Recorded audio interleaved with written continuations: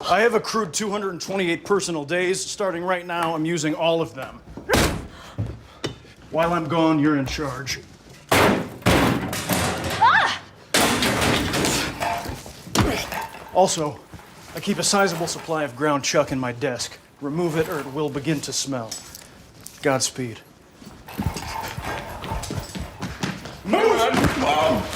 Let's just start with the basic here. What's a go bag as opposed to just a regular bag that you might put other stuff in? Or like, how is it better than like a brown paper bag you put over an ugly child? Like that's a no bag. This is a go bag. I guess.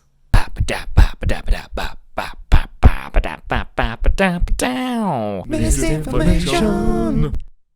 A go bag is effectively your emergency evacuation bag. The reason it's called a go bag is that it's ready for you to go. It's a bag you pack once and then you kind of always have packed. You can update it with new and different items, but the point is to just have a bag that you can grab if you need to get out of your house. This could be due to wildfires or evacuations for a hurricane or a wildfire or whatever. A go bag is not your favorite possessions bag, you know? It's not the bag where you put your favorite underwear.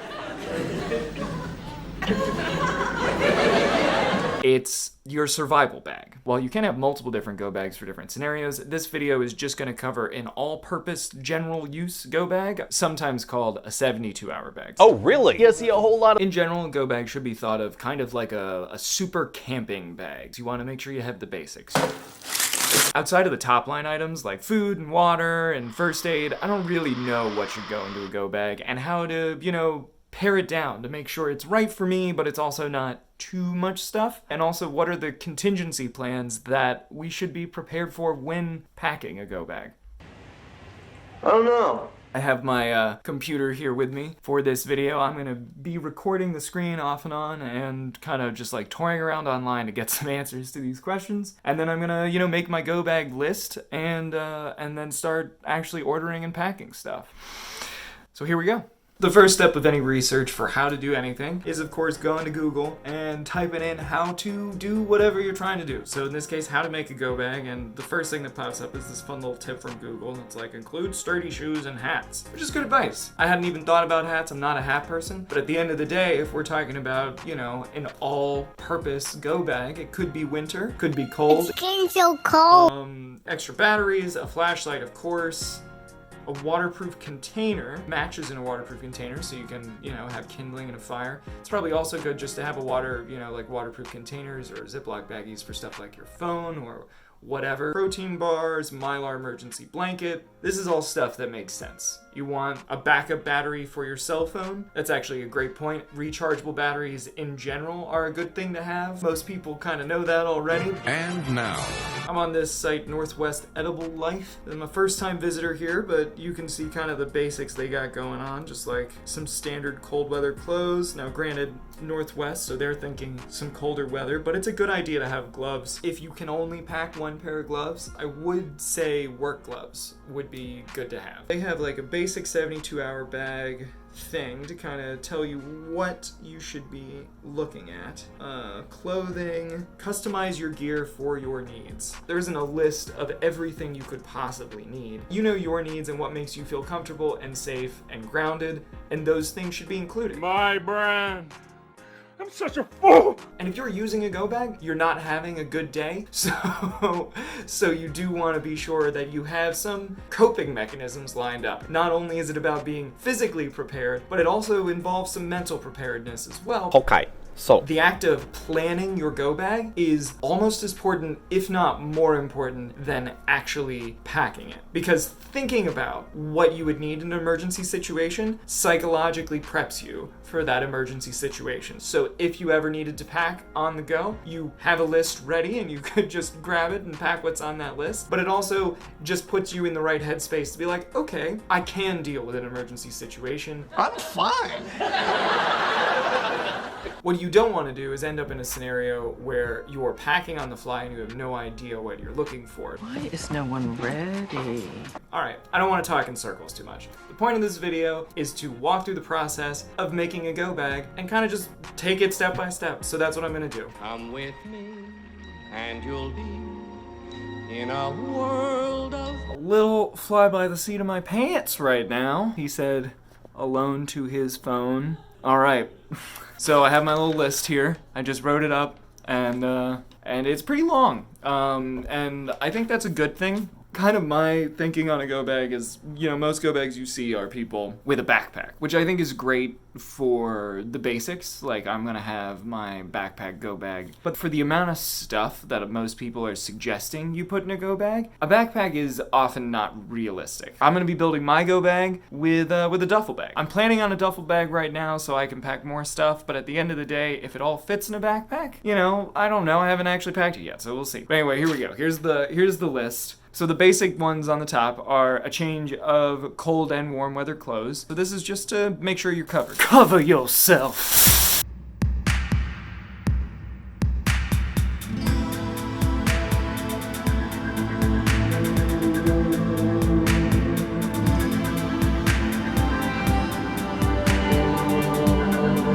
One thing to note is that Mylar is super rippable and fragile, so while it is good for keeping in your body heat and maintaining your body heat, the important thing to remember is that it is designed for space. It's designed by NASA, so you might instead wrap it around your stomach and chest, wrap it around your arms, put it on the linings of your clothes, and that would keep you warm, which might also be good if you happen to need to be escaping or moving through a wilderness area. I mean, it's reflective and noticeable, and it depends. If you're trying to get rescued and noticed, maybe it's a good thing, but if you are trying not to get eaten by predators or you're running away from a threat that involves you needing to hide, then maybe wearing Mylar on the outside for warmth ain't the best move.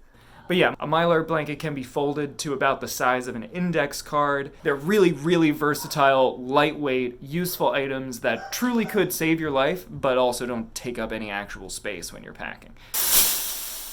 Matches, and I put lint on my list. You should have matches for basic kindling if you ever need to start a fire. I put lint, and this is actually something I learned from my 8th grade teacher, Mrs. Helms, was a very awesome teacher. It is amazing kindling. If you light a match to lint, it will go up like that. You just grab a little baggie, a little sandwich baggie, and the next time you wash clothes in a dryer, keep the lint and put it in a little baggie for yourself for later.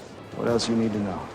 A water filter. If you don't have one of these are a great on-the-go water filter to have. You can take water from a natural source like a river, you can take water from the tap. Obviously you want to pack a bottle of water in your go bag as well. So yeah, water and a water filter. I also have my car title, any big important legal documents, titles to a house, titles to a car. Let's say you're fleeing from a hurricane or a wildfire. You know, you don't want to have that stuff totally destroyed forever. Putting that in a go bag so you just have it is a good idea. I say portable batteries and then AA or AAA under each other. So portable batteries, I'm talking about the type of battery you can plug into a computer. And then of course for AA or AAA, that's for your basics, your flashlights, stuff like that. Flashlights. Flashlights are something that I keep forgetting. I don't own a flashlight, so that's, you know, just something I need to get on ordering for this list. For being visual creatures, we don't see all that well. So having a flashlight is way more important than you might think. High density survival bars, but I'm probably just gonna pack granola bars. As long as you're getting enough to survive,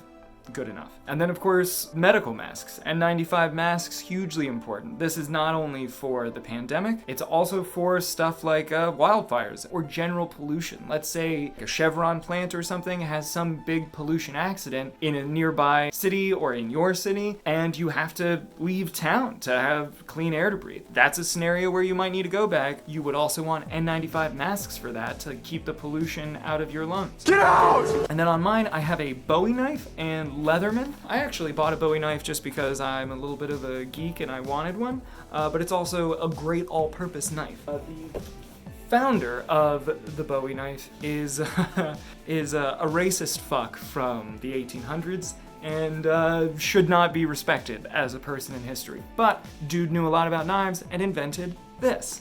The point of the Bowie knife is to have something that can be used for hunting, but more importantly, it can be used for skinning and it can be used for food prep.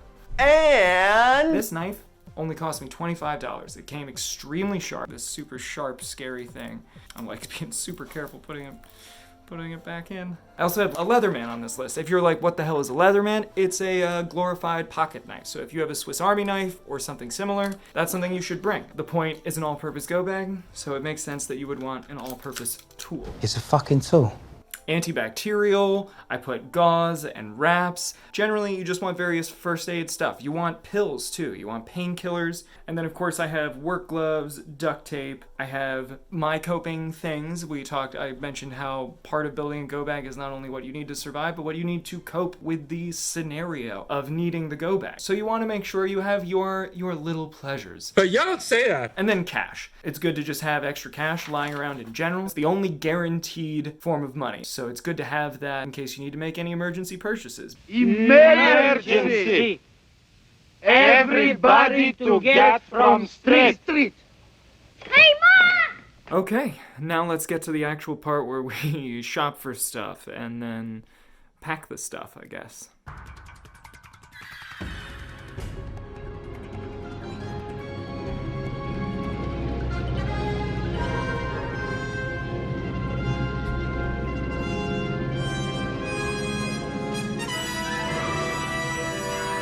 Start with the stuff I don't own. Ba-da-ba-da. So when I'm looking at flashlights, I'm thinking I want to go smaller, so they're more packable. But also I want to be able to buy multiples in case, I live with multiple people. Odds are if I had to be evacuating, so would my roommates and stuff. I'm gonna reposition this a little. But I'd want to be able to, share the flashlights. Because sharing is caring, but also because it's better for everyone to be able to be self-reliant when it comes to being able to see. Though a lot of people do recommend a headlight, and that's just so you can have both your hands free. So I think officially I'd probably say, yeah, go for the headlight. Mylar blankets. Emergency thermal blanket, that's what we're talking about. Look at that. Even fashionable. I think I go just for the cheapy easy ones, because these are expensive, but good to have over nothing. I love the models they have for masks. Yeah, how cool. Next! The mail's here! This is hard to do. Hey, flashlights, masks, book, whatever this is. I'm sure I got it though. Oh, this is batteries. Okay, great. Here it all is. It's everything I'm gonna try to fit into a bag. I know I said I'm gonna try to do the duffel bag, and I got my duffel bag lined up here, but I am gonna try to fit everything in an old backpack I have, just cause that really is the best way to go. You can throw it right on your back, no problem, because a duffel bag is not like travel friendly. If it's a scenario where I can't use a car, which ideally would not be the scenario, a backpack is something you can very easily carry. So I'm gonna try. Oh, they're ready. Undetectable extension charm. You're amazing, you are. Always the tone of surprise. That'll be the... I got some waters here. I'm not gonna pack this whole thing, but I am gonna take one out for myself for this go bag. Got Daddy's special treat, my N95 masks, some cash, we got gauze, band-aids, pills, ointment, we got headlamps, we got batteries, we got emergency Mylar stuff. We got a water filter. This is the water filter I mentioned and show on screen. We got duct tape or Gorilla Tape, whatever. It was cheaper. I got my warm weather t-shirt. I got a sweatshirt, some jeans. I think we're basically there. Some reading material, because why not? I think I'm basically good. I feel pretty crazy, so that's, oh, I need portable batteries. Blammo! Portable batteries. So we got those now as well for a cell phone. I guess I should throw in the old charger. And now we're just gonna try to stuff this into a bag.